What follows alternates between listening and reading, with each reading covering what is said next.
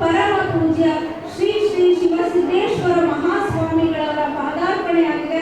ಅವರ ಪಾದಗಳಿಗೆ ನನ್ನ ನಮನಗಳನ್ನು ಸಲ್ಲಿಸುತ್ತಾ ನಮ್ಮ ಶಾಲೆಯ ಪರವಾಗಿ ಬಹಳಷ್ಟು ವಿಶೇಷವಾಗಿ ಗೌರವಪೂರ್ವವಾದಂತಹ ಸುಸ್ವಾಗತವನ್ನು ನಾನು ಅರ್ಪಿಸ್ತಾ ಇದ್ದೀನಿ ನಿಮ್ಮಗಳ ಪರವಾಗಿ.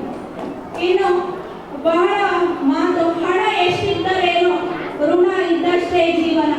ಇಂದು ಇಲ್ಲದ್ದು ನಾಳೆ ಇರಬಹುದು.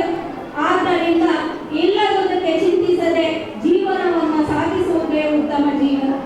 ಹೀಗೆ ಎಂಥ ಮಾತು, ಹಣ ಎಷ್ಟಿದ್ರೆ ಏನು, ಋಣ ಇದ್ದಷ್ಟು ಜೀವನ. ಇಂತಹ ಋಣವನ್ನು ಸಾರ್ಥಕ ಮಾಡಿರುವಂತಹ ಹಾಗೆ ಕೊಡದವರಲ್ಲಿ ಕೇಳಬೇಡ, ಕೊಟ್ಟವರನ್ನು ಮರೆಯಬೇಡ, ಬರದವರನ್ನ ಕರೆಯಬೇಡ, ಬಂದವರನ್ನ ಕಳಿಸಬೇಡ, ನೀತಿ ಕೇಳದವರಲ್ಲಿ ಹೇಳಬೇಡ, ಹೇಳಿದವರನ್ನ ಮರೆಯಬೇಡ.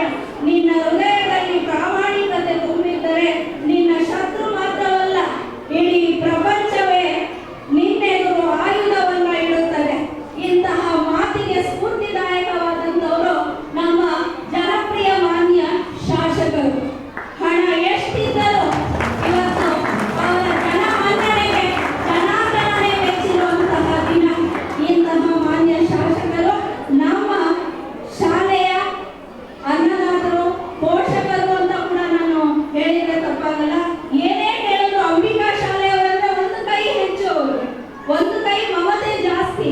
ಇಂತಹ ಮಮತೆಯನ್ನು ಇಟ್ಟು ನಮ್ಮ ಶಾಲೆಯ ಒಂದು ಪೋಷಕರಾಗಿರುವಂತಹ ಸನ್ಮಾನ್ಯ ಶ್ರೀ ಕೆ ಗೋಪಾಲಯ್ಯ ಸರ್ ಅವರಿಗೆ, ಹಾಗೆ ಮಾಜಿ ಸಚಿವರು, ಹಾಲಿ ಶಾಸಕರು, ಮಹಾಲಕ್ಷ್ಮೀ ಲೇಔಟ್ ವಿಧಾನಸಭಾ ಕ್ಷೇತ್ರ, ಇವರಿಗೆ ನಮ್ಮ ಶಾಲೆಯ ಪರವಾಗಿ ಆದರಣೀಯ ಸ್ವಾಗತವನ್ನು ಬಯಸ್ತಾ ಇದ್ದೇವೆ. ಹಾಗೆ ನಮ್ಮ ಶಾಲೆಯ ಈ ಕಾರ್ಯಕ್ರಮದ ಒಂದು ವಿಶೇಷ ಅಧ್ಯಕ್ಷತೆಯನ್ನು ವಹಿಸಬೇಕು ಅಂತ ಸನ್ಮಾನ್ಯ ಶ್ರೀ ಎಚ್ ಕೆ ತಾರಣ್ಣ ಕ್ಷೇತ್ರ ಶಿಕ್ಷಣಾಧಿಕಾರಿಗಳು ಉತ್ತರ ವಲಯ 1 ಇವರನ್ನು ಕೇಳಿಕೊಂಡ ಮೇರೆಗೆ ಇವತ್ತು ವಿಶೇಷ ಕಾರ್ಯಕ್ರಮ ಇರುವುದರ ನಿಮಿತ್ತ ಶ್ರೀಯುತರು ಇವತ್ತು ಆಗಮಿಸಲು ಸಾಧ್ಯ ಇಲ್ಲ. ಅವರ ಅನುಪಸ್ಥಿತಿಯಲ್ಲಿ ಶ್ರೀಯುತರಿಗೂ ಸಹ ನಮ್ಮ ಶಾಲೆಯ ಪರವಾಗಿ ಸುಸ್ವಾಗತವನ್ನ ಹೇಳೋಣ. ಎಸ್ ಆರ್ ರೇಣುಕೇಶ್ವರ ಸ್ವಾಮಿ ಅವರು, SP ಸಮೂಹ ಬೆಂಗಳೂರು. ಶ್ರೀಯುತರು ನಮ್ಮ ಶಾಲೆ ಸಾಮಾನ್ಯ ಅಂಬಿಕಾ ಶಾಲೆಯ ಒಂದು ಪ್ರಾರಂಭದಿಂದ ಇಂದಿನವರೆಗೆ ಅದರಲ್ಲೂ ಒಬ್ಬ ಶ್ರೇಷ್ಠ ಶಿಕ್ಷಣ ಚಿಂತಕ ಅಂತ ಹೇಳಿದ್ರೆ ತಪ್ಪಾಗಲ್ಲ.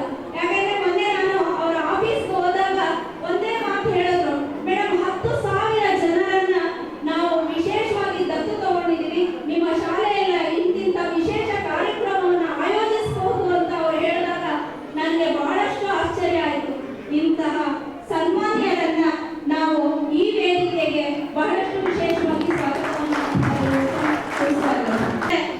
ಶ್ರೀಗಳನ್ನ ನೋಡಿದಾಗ ಮೈ ಕೈಗಳೆಲ್ಲ ನಡುಕ ಹತ್ಕೊಳ್ತಿತ್ತು ನಮಗೆ. ಯಾಕೆಂದ್ರೆ ಪೂಜ್ಯರು ಕಣ್ಣು ಮುಂದೆ ನಿಂತಾಗ ಆ ಯಾವ ದೈವದ ಒಂದು ಇದೋ ಗೊತ್ತಿಲ್ಲ, ಸುಕೃತ ಫಲವೋ, ಇಂತಹ ಒಂದು ವಿಶೇಷವಾದಂತಹ ಶಾಲೆಗೆ ಶಿಕ್ಷಕರಾಗಿ ಸೇವೆ ಸಲ್ಲಿಸಿ ವಯೋನಿವೃತ್ತಿ ಹೊಂದಿರುವಂತಹ ಸನ್ಮಾನ್ಯ ಪ್ರಸನ್ನ ಕುಮಾರ್ ಸರ್ ಅವರು, ಅಂದ್ರೆ PK ಸರ್ ಅವರು ಇವತ್ತು ನಿವೃತ್ತಿ ಆಗಿದ್ದಾರೆ. ಇವತ್ತು ಅವರ ಅನಾರೋಗ್ಯದ ನಿಮಿತ್ತ ಇಲ್ಲಿ ಬಂದಿಲ್ಲ, ಆದರೂ ಕೂಡ ಅವರ ಬೀಳ್ಕೊಡುಗೆ ಸನ್ಮಾನನ ಇಲ್ಲಿ ಇಟ್ಕೋಬೇಕು ಅಂತ ಅನ್ಕೊಂಡಿದ್ವಿ.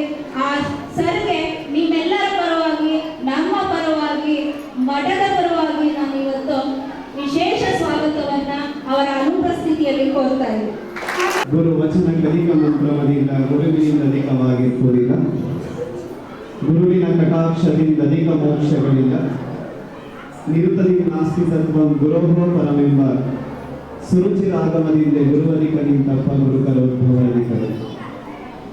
ಗುರುವೇ ಅಜ್ಞಾನ ತಿಮಿರಾರ್ಥ ಭವಭಂಜನನು, ಗುರುವೇ ಭಕ್ತಿ ಜ್ಞಾನ ವೈರಾಗ್ಯ ಮಂದಿರನು, ವಿದಿತವೆಂದೋದಿದನು ನಿರುತವಿದು ಕೇಳು ಸದ್ಗುರುವಧಿಕ ನಿಂತಪ್ಪ ಗುರುಕರೋದ್ಭವರಧಿಕರು.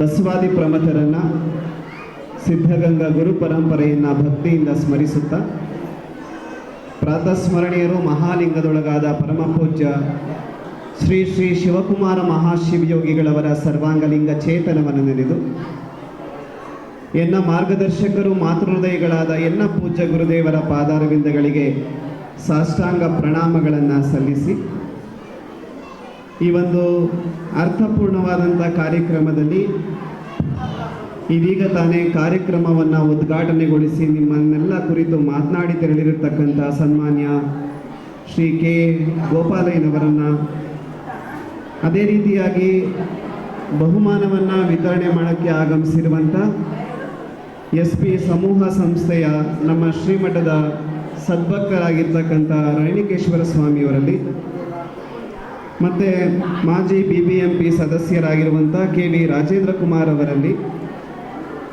ಮತ್ತು ನಮ್ಮ ಶ್ರೀಮಠದ ಹಳೆ ವಿದ್ಯಾರ್ಥಿಗಳು ವಿಧಾನಸೌಧದಲ್ಲಿ ಸೆಕ್ಷನ್ ಆಫೀಸರ್ ಆಗಿ ಕೆಲಸವನ್ನು ಮಾಡ್ತಾ ಇರುವಂಥ ಶ್ರೀಯುತ ವಿಜಯ್ ಮುನಿಯವರಲ್ಲಿ.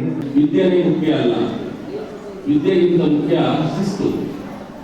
ಯಾವ ಮನುಷ್ಯನಲ್ಲಿ ಶಿಸ್ತಿರುತ್ತೆ ಅಲ್ಲಿ ಸರ್ವಸ್ವವೂ ಇರುತ್ತೆ. ಯಾಕೆ ಅಂದ್ರೆ ಯಾವ ಮನುಷ್ಯನಿಗೆ ಗುರುವಿನ ಮಾರ್ಗದರ್ಶನ ಇರುತ್ತೆ ಅವನ ಬದುಕಲ್ಲಿ ಸೋಲನ್ನೋದೇ ಇರೋದಿಲ್ಲ.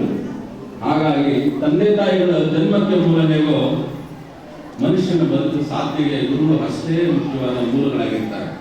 ಹಾಗಾಗಿ ನಿಮ್ಮನ್ನೆಲ್ಲ ಇಲ್ಲಿ ನೋಡ್ತಾ ಇದ್ರೆ ಹೇಗಾಗುತ್ತೆ ಗೊತ್ತಾ ವಿದ್ಯಾರ್ಥಿ ನನ್ನ ಪ್ರೀತಿ ಮಕ್ಕಳೇ ಅಥವಾ ವಿದ್ಯಾರ್ಥಿಗಳೇ, ನೋಡಿ, ಒಂದು ಪಾರ್ಕ್ ಅಲ್ಲಿ ಎಲ್ಲಾ ತರದ ಗಿಡಗಳನ್ನ ಹಾಕಿರ್ತಾರೆ. ಎಲ್ಲಾ ತರದ ಗಿಡಗಳು ಹೂ ಬಿಡುತ್ತೆ. ಆ ಹೂ ಬಿಟ್ಟಾಗ ಎಲ್ಲಾ ತರದ್ದು ಹೂಗಳನ್ನು ತಂದು ಕೂಡ ದೇವಸ್ಥಾನದಲ್ಲಿ ಪೂಜೆಗೆ ಇಡ್ತಾರೆ. ಆಗ ಪೂಜೆ ಇಡಬೇಕಾದ್ರೆ ಆ ಗಿಡದ್ದು ಈ ಗಿಡದ್ದು ಅಂತ ಬೇರ್ಪಡಿಸಿ ಯಾವತ್ತೂ ಇಡೋದಿಲ್ಲ. ಹಾಗಾಗಿ ನೀವು ಅಷ್ಟೇ ಬಡವರು, ಬಲ್ಲಿದರು, ಶ್ರೀಮಂತರು ಅಥವಾ ಯಾವುದೇ ಒಂದು ಮೂಲೆ ಅಥವಾ ಯಾವುದೇ ಜಾತಿ ಧರ್ಮದಿಂದ ಬಂದಿದ್ರು ಕೂಡ ಕಲಿಯುವಂತ ಶಾಲೆ ನಿಮಗೆ ಕಲಿಸುವಂತವರು ಒಬ್ಬರೇ ಆಗಿರ್ತಾರೆ.